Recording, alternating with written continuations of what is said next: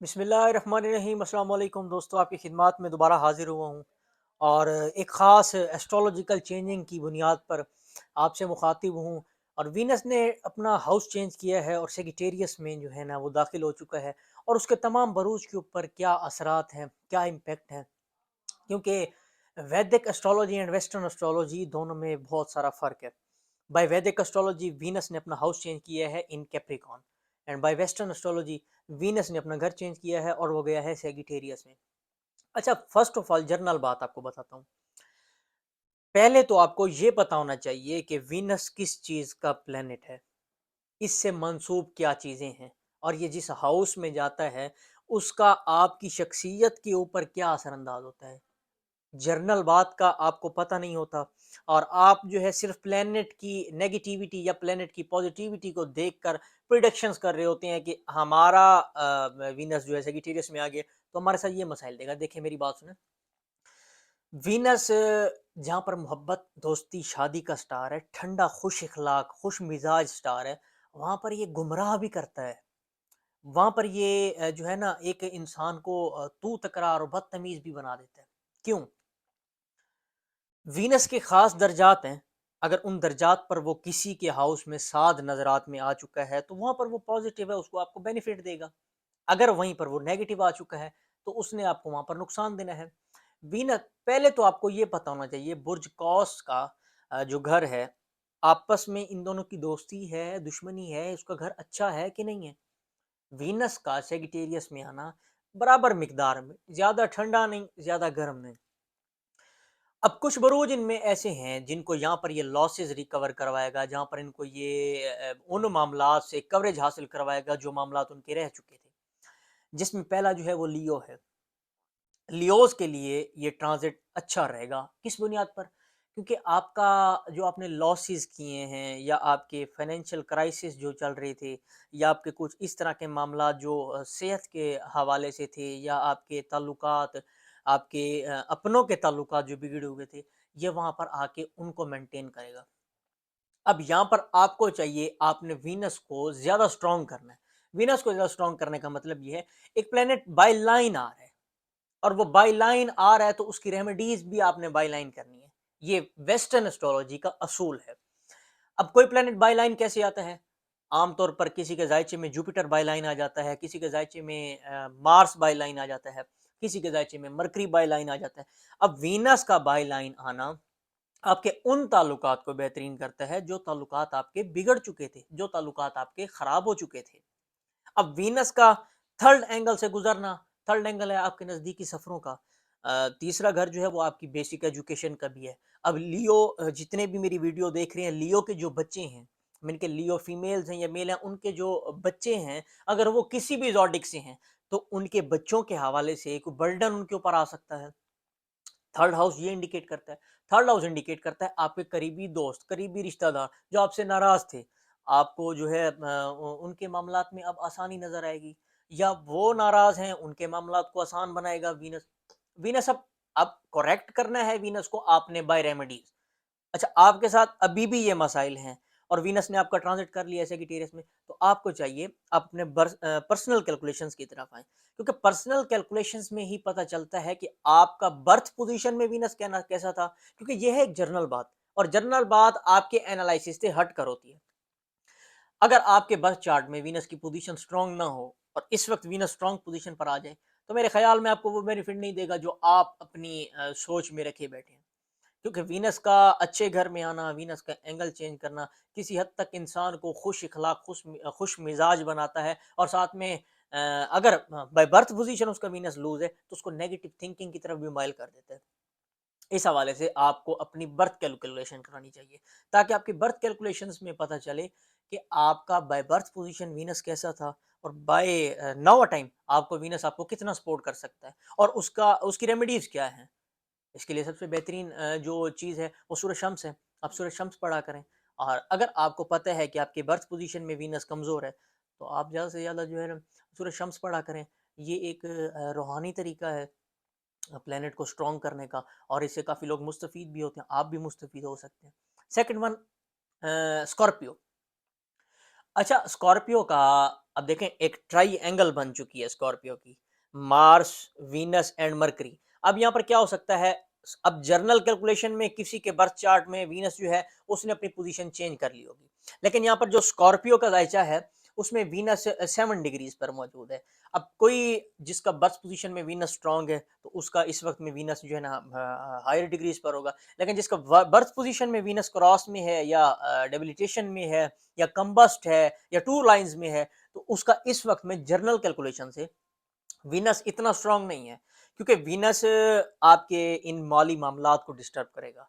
आपका वीनस जो है आपके मौली मामलात में डिस्टर्बेंस पैदा करेगा। लेकिन अब कुछ स्कॉर्पियो ऐसे हैं कि उनका वीनस अगर स्ट्रांग है तो अगर वो हजारों में खेलते हैं तो आज वो लाखों में खेलने लग जाएंगे, अगर वो लाखों में खेलते हैं तो वो करोड़ों में खेलने लग जाएंगे, और ये पोजीशन इसकी मुसलसल ऐसे रहेगी। इस साल में इसने अपने दर्जात बढ़ाने हैं, इसने इसने कम नहीं करने।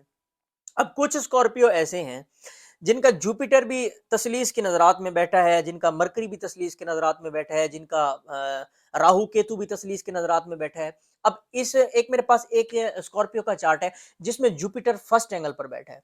अब बाय बर्थ पोजीशन उसका जुपिटर फर्स्ट एंगल पर है, तो उसकी शख्सियत में रोब दबदबा और उसकी शख्सियत को बड़ा निखारता है, और ऐसा बंदा पॉलिटिक्स में बड़ा कामयाब होता है, सियासत में बड़ा कामयाब होता है, ऐसा बंदा रोजमर्रा के मामलात में बहुत कामयाब होता है। ऐसे बंदे को पैसा कमाने के लिए ज्यादा स्ट्रगल नहीं करनी पड़ती। मरकरी उसका थर्ड एंगल पर मौजूद है। मरकरी का थर्ड एंगल पर होना यह जाहिर करता है कि उसके बहन भाइयों से उसकी मुखालफत भरपूर रहेगी। उसके बहन भाइयों से उसके वो मामलात जो उसके लेन देन के हैं वो कतई तौर पर वो ना करे, अगर वो करेगा तो उसमें उसको लड़ाई झगड़ों का सामना करना पड़ेगा, क्योंकि मार्स इस बंदे का डेबिलिटेशन में है, तो मार्स इसको झगड़ालू भी बनाता है। अब मार्स इसका 7th एंगल पर बैठा है, अब मैं इसको कंसीडर करता हूँ कि ये मंगलेक है, लेकिन इसको मंगलेक में कम कंसीडर करता हूँ क्योंकि इसके मार्स के बिल्कुल नीचे वीनस बैठा है। अब 7वां घर, अब कुछ लोग यहाँ पर बात को भूल जाते हैं कि 7th angle is of your wife, 8th angle is of you your self. 7वां घर आपकी लाइफ पार्टनर का है, आपकी अज़दवाजी जिंदगी को रूल करता है, आपकी अज़दवाजी ज़िंदगी का नहीं है, आपकी अज़दवाजी ज़िंदगी के मामलात को रूल करता है। 7th एंगल आपकी शराकतदारी का भी है, 7th एंगल आपके बहुत अच्छे दोस्तों का भी है, 7th एंगल ये भी इंडिकेट करता है कि आपके यहाँ कौन सा दोस्त मुखलिस है और कौन सा दोस्त जो है वो आपका मुखलिस नहीं है। 8th एंगल पर वीनस का बैठना मर्द के लिए एक अच्छी निशानदेही है, क्योंकि 8वां घर उसकी शादी से मुताल्लिक है।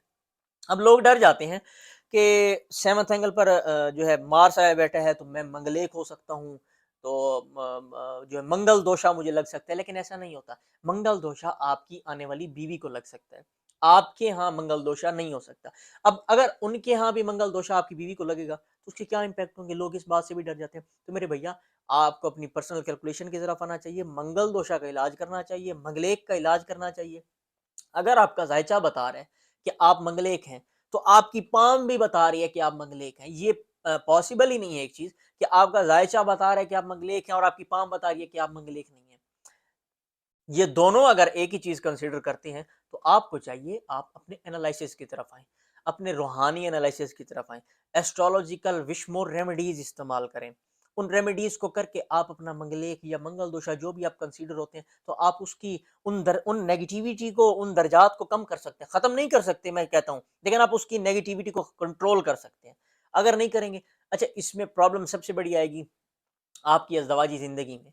आपकी औलाद में मसला आएगा, आपकी फ़िज़िकल हेल्थ में मसला आएगा, आपकी फ़िटनेस में मसला आएगा, आपकी थिंकिंग में मसला आएगा, शक-शुबात में ज़िंदगी गुज़रेगी, अपने लाइफ़ पार्टनर के साथ जो है तू-तकरार हर वक़्त हमेशा चलेगी, और उसके ऊपर शक की बुनियाद इतनी होगी कि नौबत जो है आखिर डिवोर्स तक आ जाएगी। ये मंगलेक कहलाता है, और मंगलेक की यही डेफ़िनेशन है, और मंगलेक इतना ही खतरनाक साबित हो सकता है। अब इस बर्थ चार्ट में जर्नल कैलकुलेशन में जहाँ पर वीनस ने मूव किया है और लगना में आजकल जहाँ वीनस मूव कर गया, तो स्कॉर्पियो के मामलात मुझे कुछ हद तक बेहतर बेहतर से बेहतरीन होते हुए नजर आते हैं। अगर रब ताला से अपने आप को जोड़े रखें, रब ताला को हर वक्त याद करते रहें, सूरह शम्स विर्द करें, 5 वक्त की नमाज अदा करें, और रब ताला से जितना आपका जोड़ मजबूत होगा उतना आप कामयाबी की तरफ जाते हुए नजर आते हैं। और मेरी दुआ है कि परवरदिगार आपको सलामत रखे। अगला ज़ोडिक है सेगिटेरियस। अब यहाँ बुर्ज कौस की मैं बात करता हूँ। मेरे पास एक एनालिसिस लगना का है, एक नममसा, एक बर्थ चार्ट ओपन है। अब एक मेरे पास एक साइल का बर्थ चार्ट ओपन है जिसमें उसका वीनस जो है by birth position 7th angle पर है। सातवें घर में वीनस का होना, अब फर्स्ट ऑफ ऑल आपको ये देखना चाहिए, सातवें घर में तो वीनस है, यहाँ पर कोई ना खतरे की अलामत है ना खौफ की अलामत है। अगर बर्थ चार्ट में भी आपका वीनस कमजोर है, मेरे भैया पहले उस बात को नोट करो कि आपके चार्ट में वीनस लॉर्ड किस प्लेनेट का है, दूसरे घर का है, तीसरे का है, चौथे का है, पांचवें का है, 12वें का है, 10वें का है, किसका है वो। और जिस घर का वो लॉर्ड है वो खाली सेवंथ पर जो है अपनी इंपैक्ट नहीं देगा, वो उस घर के ऊपर भी इंपैक्ट देगा जिसका वो लॉर्ड है। अब मैं बताता हूँ, सेगिटेरियस है, इसका वीनस जो है वो एट्थ एंगल का भी लॉर्ड है, सेकंड एंगल का भी लॉर्ड है, और वह बैठा सातवें घर में है। वो क्यों सातवें घर में बैठे, उसने अपनी हाउस पोजीशन तो चेंज करनी है, अपने दर्जात तो चेंज करनी है, लेकिन उसका सेकंड एंगल बनता है फाइनेंस का। अब वीनस का यहाँ होना उसके फाइनेंस के मामलात को थोड़ा सा पेचीदा कर देगा। उसके नौवें घर का है, यानी कि उसके सफ़रों में भी रुकावट पैदा करेगा, उसके रूहानी मामलात में रुकावट पैदा करेगा, उसका रूहानियत से लगाव उठ जाएगा, और उसका बाहर के दुनियावी मामलात में उलझनों का शिकार होना या परेशानी का सबब बनना किसी चीज़ का, या डिप्रेशन एंड एंग्जाइटी में ये बंदा मुसलसल रहेगा। क्यों? इसका वीनस तो एक्यूरेट पोजीशन पर बैठा है, लेकिन भैया इस चीज़ को देखें कि उसका लॉर्ड किस हाउस का है। दूसरा घर फाइनेंस का है, नाइन्थ एंगल उसके सफ़रों का है, नौवां घर रूहानियत को भी इंडिकेट करता है, नौवां घर बैरून मुल्क सफ़र, इमिग्रेशन अप्लाई करना, हायर एजुकेशन, और जो बच्चे हायर एजुकेशन में जाएंगे यहाँ पर प्रॉब्लम क्रिएट करेगा बाय फाइनेंशियल। जो फाइनेंस के मसले हैं वो सेकंड एंगल से देखे जाते हैं। अब वीनस का यहाँ बैठा है, अब तीसरी एंगल और तीसरी बात, उसका सेवंथ एंगल पे क्या किरदार देगा। सेवंथ एंगल पे वीनस का होना आपकी तरफ औरतों को और आपकी तरफ हम जिन्स को रागिब करेगा, और उस हम जिन्स को जब रागिब करेगा, आप उसके सामने अपने तमाम राज बताएंगे, और जब आपने तमाम राज बताने हैं तो आप अपने दिल को हल्कान फील करेंगे, आप कहेंगे मैंने इससे किसी से भी बात शेयर कर दी है। अब सेगिटेरियस का सबसे बड़ा मसला ये है, एक तो ये बात किसी से शेयर करते नहीं, अगर इन्होंने किसी से बात शेयर कर भी दी है तो ये रोने के सिवा इनका कोई काम नहीं होता, और इस वक्त में ये गम में उभारे हुए हैं, इस वक्त में ये किसी के साथ बात शेयर करेंगे मजीद बात बिगड़ जाएगी इनकी, क्योंकि इस वक्त में इस मरले में इनको ये नहीं पता कि सामने जिसको मैं बात बता रहा हूँ वो आया मेरा दोस्त है, मेरा दुश्मन है, मेरा मुखलिस है, मेरा कौन है। इस चीज़ से आपने बहुत अवॉइड करना है। किसी को भी अपना राज, किसी को भी अपनी बात by financial status, by marital status, by marital status, और बाय फ्यूचर स्टेटस, किसी भी मामले में किसी से भी गुफ्तगू नहीं करनी, किसी को भी अपना दोस्त मुंतखब करके उससे बात शेयर नहीं करनी। अगर आपने ऐसा किया तो मेरे ख़्याल में आप इस चीज़ का नेगेटिव इम्पैक्ट और जो गलत किरदार है वो अपनी आने वाले दिनों में देख लेंगे। आपको चाहिए आप काली चीज़ का सदका करें, ताकि आपके रोज़मर्रा के जो मामलात हैं उनमें से ये पेचीदगियाँ, ये नज़रात, और जो रोज़मर्रा के मामलात हैं उनमें से ये टेंशन्स, परेशानी ख़त्म हो। परवरदिगार आपको सलामत रखें और आप तमाम दोस्त खुश रहें। एंड पर मेरी हमेशा ये गुज़ारिश होती है कि चैनल को सब्सक्राइब कर दें, ताकि जो अगली वीडियोज़ हैं वो आपको बर वक़्त और टाइम पर मिल जाए। एक छोटी-सी मेहनत होती है, एक छोटी-सी काविश होती है जो आप दोस्तों की खिदमत में पेश करते हैं, और आप दोस्तों का सब्सक्रिप्शन, आप दोस्तों का लाइक, आप दोस्तों का शेयर करना हमारे लिए हौसला अफ़ज़ाई से भी बढ़कर होता है। इजाज़त चाहूँगा। अल्लाह हाफ़िज़।